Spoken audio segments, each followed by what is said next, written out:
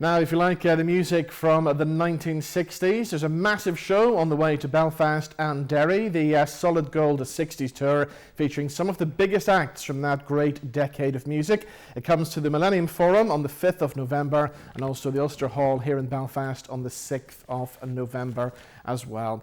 One of the stars joining the lineup is Chesney Hawkes. Of course, his dad, Chip Hawkes, was a member of the Tremeloes. Chesney's going to be on tour with the band, and I'm pleased to say he joins us now on the line. The one and only, see what I did there? Chesney Hawkes, how are you? I'm good, mate. How you doing, Robin? I'm good. Now, obviously, you've been a regular visitor to Belfast over the years. In fact, the last time you were here was Let's Rock in Northern Ireland. That was a great gig, wasn't it? Yes, that was a hell of a day, that one. I spent the whole day with Toyah. We met up at the airport, and actually she came to my house. She came to my house. We traveled to the airport together, traveled to the show, did the show because we were back to back, and then came back and traveled back together. It was hilarious. I highly recommend 24 Hours with Toyah. And then you appeared on her famous Sunday lunch thing with her husband Robert as well, didn't you? I was, yeah. I'm honoured to be the only guest they've ever had on the show. So yeah, that was fun. If anyone's interested in seeing that, just go and look at Toyah's YouTube. It's something to behold. So what's it like backstage then on one of those gigs with so many 80s legends? Well, those shows are great because well, I'm 90s, as you know, but for some reason I've been adopted by the 80s fraternity, and I'm like the younger brother of all the guys, because they're all now kind of like in their early 60s, whereas I'm in my early 50s now. So I mean, I've known them all for so long. Obviously Nick Kershaw's an old mate of mine from years gone by, and we're really good friends. But people like Toyah, obviously, Holly Johnson, Howard Jones. I mean, all these, so many. Carol Decker. I could go on. Peter Cox from Go West, Midure. I mean, just so many people. Tiffany. That we've all become, kind of a tight knit community, really. And it's like a little reunion, and we just have a laugh and catch up, and obviously the shows themselves are just so fun. Nostalgia seems to be a big thing right now, and that's kind of, funnily enough, a good link to what I'm doing right now, which is the 60s Gold Tour, and I've taken over from my old man, who was the lead singer of the Tremeloes. Now, I know your dad, the legendary Chip Hawkes, hasn't been too well at the minute. How's his health? Yeah, well, he's had this form of cancer called multiple myeloma. I don't know if any of your listeners would know, what that is, but it's a bone and blood cancer, which you can kind of live with, but you have to, brutally treat. So you never know what kind of day he's going to have, So it was what we decided to do is put a band together as the Tremeloes that could theoretically do it without him, and he'll make the shows that he can make, if you know what I mean. So that's what we've been doing, and it's been quite an amazing time, really. I'm honored to be filling the big shoes of my old man. So there's a fabulous lineup on this Solid Gold 60s tour, and at the moment all the radio bosses are telling us that people don't want to hear 60s music on the radio. Those guys have got it wrong, haven't they? Oh, they've totally got it wrong. I mean, I don't know where that comes from, Robin. I mean, we've noticed that all of the shows up and down the UK so far have been pretty much sold out. And I mean, what happens is obviously the target demographic are the people that were there in the 60s and that loved the music.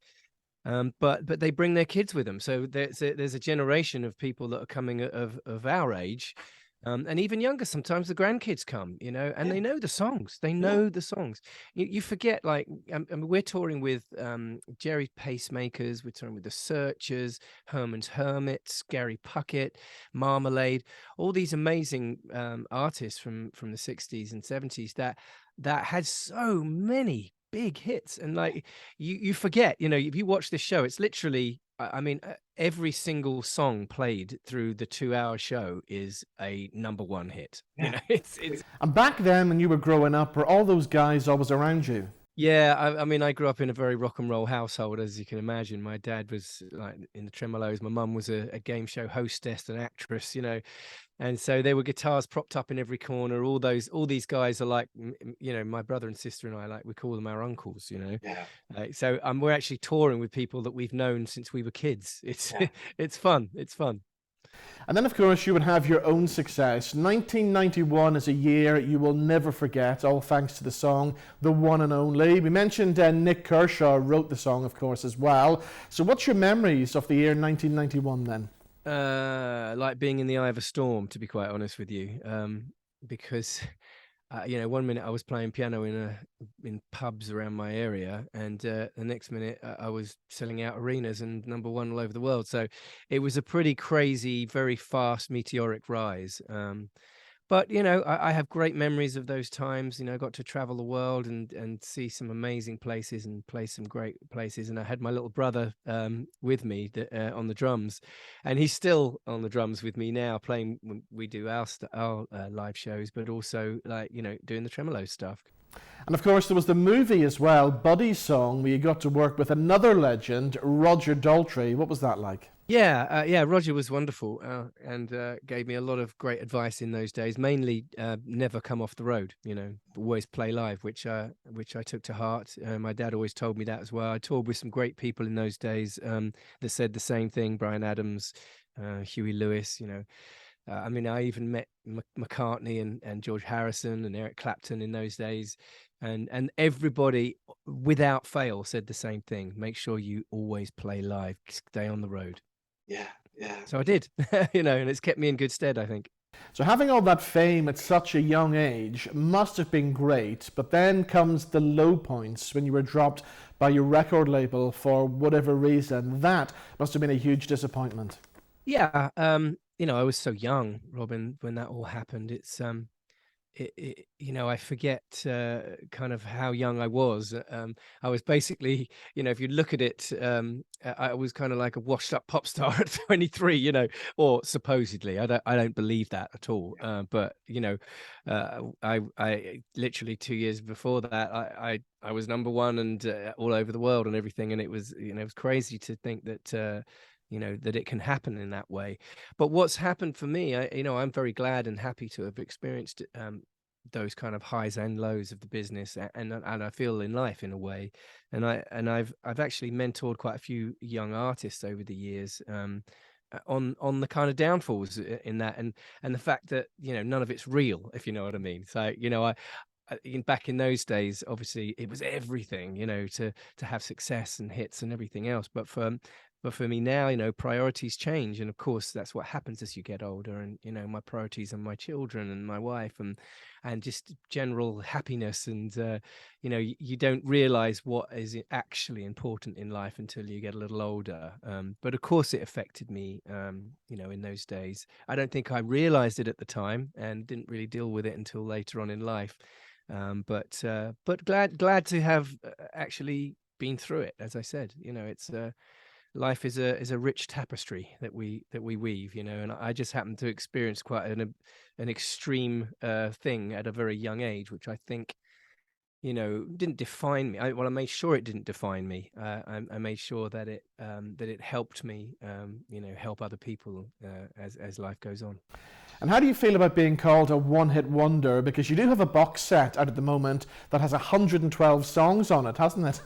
Well, it's funny. As I said before, I touched on the fact that it's very easy to be defined by one moment in your life. And when people ask me about that, I just say, well, if you think about your life when you were 19 years old, would you like your whole life to be defined in that particular moment? I think most people say, hell no.